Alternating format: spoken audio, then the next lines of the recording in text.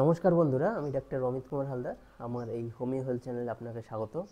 তো আজকের ভিডিওতে পুরুষের একটি সমস্যা যার নাম হলো ইম্পটেন্সি বা পুরুষহীনতা। তো পুরুষের যে activity, sexual activity, erectile dysfunction বা দেখা যায় যে স্পার্ম কোয়ালিটি খারাপ হয়ে যাচ্ছে, স্পার্মের মধ্যে যে শুক্রাণুগুলো আছে তার যে কোয়ালিটি সেটি কমে আসছে, কোয়ান্টিটিও কমে আসছে। তো সেই সমস্ত সমস্যাকে কভার করবে একটি গোল্ডেন কম্বিনেশন, যেটি আপনি সহজেই ব্যবহার করতে পারেন এবং এর থেকে আপনি লাভ পেতে পারেন।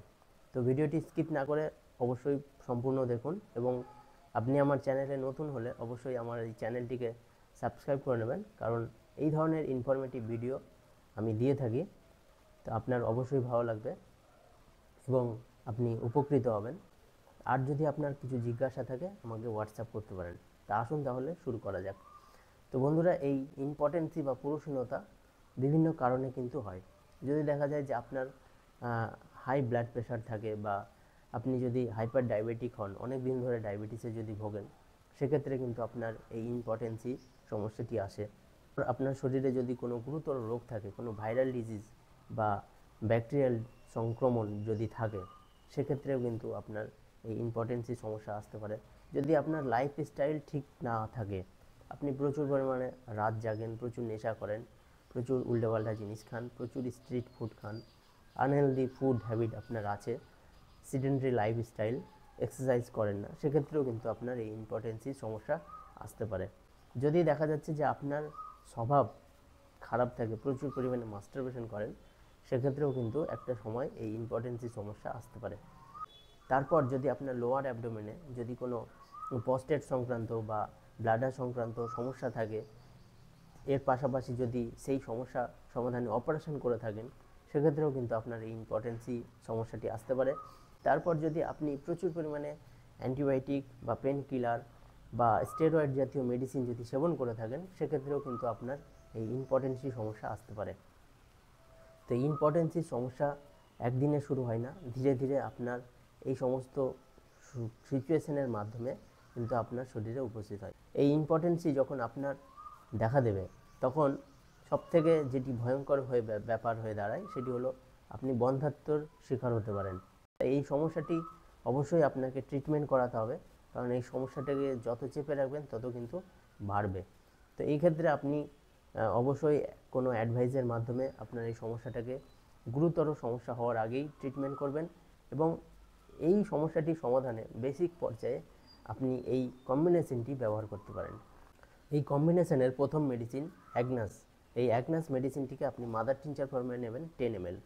তো এই অ্যাগনাসে দেখা যাবে যে আপনি প্রচুর পরিমাণে একটা যৌন চিন্তা করেন, এবং যৌন চিন্তা তো করেন, প্রচুর আপনার যৌন ইচ্ছা আছে, কিন্তু আপনার যে পেনিস সেটি কিন্তু যথাযথভাবে আপনার রেসপন্স করে না, একটা শিথিলতা কাজ করে। তো এর অতীত ইতিহাসে দেখা যাবে যে আপনি একটা সময় প্রচুর পরিমাণে মাস্টারবেশন করেছেন। তো এই মাস্টারবেশন জনিত কারণে কিন্তু আপনারই সমস্যাটি এসছে। তো এই ক্ষেত্রে এই মাদার টিনচারটি খুবই গুরুত্বপূর্ণ, এবং এই মাদার টিনচারটি ব্যবহারে আপনার এই সমস্যাকে ধীরে ধীরে রিকভারি করে আপনাকে এই ইম্পটেন্সির হাত থেকে রক্ষা করবে। সেকেন্ড যে মেডিসিনটি নেবেন সেটি হলো লাইকো। এই লাইকোপোডিয়াম মেডিসিনটিকেও আপনি মাদার টিনচার ফর্মে 10 ml নেবেন।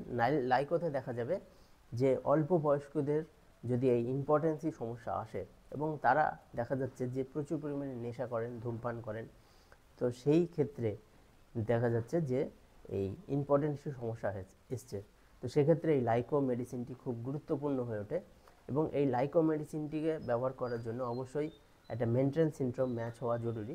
তো এই লাইকোতে দেখা যাবে যে লাইকোর পেশেন্টদের যদি ইম্পটেন্সি সমস্যা হয়, সেক্ষেত্রে তাদের যে পেনিস সেটি কিন্তু অত্যন্ত ঠান্ডা থাকে এবং সহজেই ইরেকশন আসে না।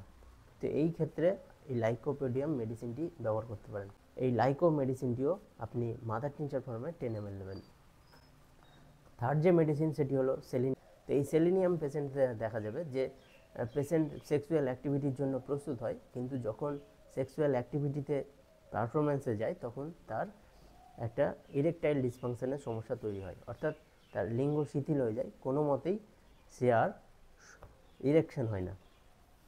তো এই সমস্যার সাথে সাথে যদি আপনার ইম্পটেন্সির সমস্যা হয়, সেক্ষেত্রে এই সেলেনিয়াম মেডিসিনটি ব্যবহার করতে পারেন। এই 3টি মেডিসিন আপনি একটি হোমিওপ্যাথিক শিশিতে ভালো করে মিশিয়ে নিয়ে আপনার এই সমস্যায় আপনি ব্যবহার করতে পারেন। 15 ফোঁটা মেডিসিন দিনে 3 বার হাফ কাপ জল সহ খাবার আধ ঘন্টা পরে। এবং এই মেডিসিনটি যখন ব্যবহার করবেন আপনাকে বেশ কিছুদিন ব্যবহার করতে হবে, তাহলেই এর যথাযথ আপনি রেজাল্ট পাবেন। এর পাশাপাশি আপনি একটি পটেন্সি গ্রহণ করতে পারেন। তো দেখা যাচ্ছে যে অনেকেই এই ইম্পটেন্সি সমস্যায় দীর্ঘদিন ধরে ভুগেছেন, বহুদিন ধরে ভুগেছেন, এবং এই সালফারের পেশেন্টরা ভুগেছেন তার চরিত্রের কারণে, তার ব্যাড হ্যাবিটের কারণে। তো সেই ক্ষেত্রে এই সালফার মেডিসিনটি খুব গুরুত্বপূর্ণ হয়ে ওঠে। সালফারের পেশেন্টদের দেখা যাবে যে তাদের একটা স্কিন সংক্রান্ত সমস্যা থাকে, তাদের স্কিনটি খুব সুন্দর হয় না, খসখসে টাইপের হয়ে থাকে, তারা অত্যন্ত গরম কাতর, অপরিচ্ছন্ন। তো এইরকম মেন্টাল সিনড্রোম ধরে এই মেডিসিনটিকে ব্যবহার করবেন যদি আপনি এই ইম্পটেন্সি সমস্যায় দীর্ঘদিন ভোগেন। তো এই ক্ষেত্রে এই মেডিসিনটি তখন গুরুত্বপূর্ণ হয়ে যায়। তো এই মেডিসিনটি আপনি মোটামুটি 10 দিনের জন্য ব্যবহার করবেন 30 পাওয়ারে। 1 ফোঁটা মেডিসিন আপনি দিনে একবার করে সকালবেলা খালি পেটে, এবং আরও 1 মাস ব্যবহার করবেন সপ্তাহে 2টি করে ডোজ 200 পাওয়ারে, মোটামুটি আরও 1 মাসের জন্য। তো এইভাবে মেডিসিনটিকে যদি আপনি কন্টিনিউ করেন সেক্ষেত্রে আপনার এই ইম্পটেন্সি সমস্যায় দারুণভাবে রেজাল্ট পাবেন। বন্ধুরা, এই ইম্পটেন্সি সমস্যা আপনি অবশ্যই ভালো করবেন। এই সমস্যা ভালো হলে আপনার মেন্টাল যে পারফরমেন্স সেটিও কিন্তু ভালো হবে, এবং মানসিকভাবেও আপনি কিন্তু স্ট্রং থাকবেন। তো এই সমস্যাকে গুরুত্ব দেবেন, অবহেলা করবেন না। তো আশা করি আজকের এই ইনফরমেশনটি আপনার ভালো লেগেছে। ভালো লেগে থাকলে একটি লাইক শেয়ার করবেন, এবং পরবর্তী ভিডিওর জন্য আমার সঙ্গে থাকবেন। ধন্যবাদ।